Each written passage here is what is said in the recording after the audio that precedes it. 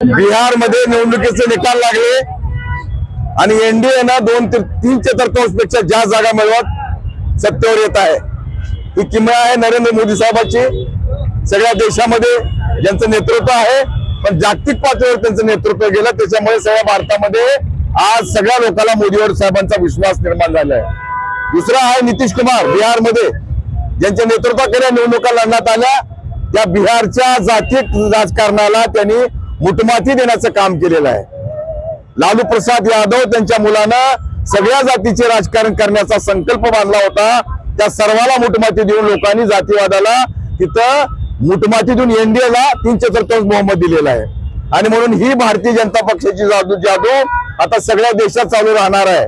मी आमच्या पार्टीतर्फे मोदी साहेब, आमचे नेते देवेंद्र फडणवीस सुद्धा तिथं 8 दिवस प्रचाराला होते। त्यांचं, आमच्या महाराष्ट्राचे नेते विनोद तावडे साहेब, त्यांचं, नितीश कुमारचं, सगळ्यांचं भारतीय जनता पक्षातर्फे आम्ही जाहीरपणे अभिनंदन करतो।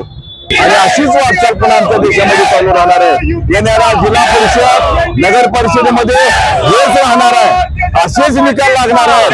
आणि म्हणून मी माझं जनतेला आव्हान आहे की कुठल्याही मूलताबामुळे न पडता भारतीय जनता पक्ष आणि आमच्या युतीच्या मागे खंबीरपणे आपण उभे टाकावं, अशी त्यांना विनंती करतो मी।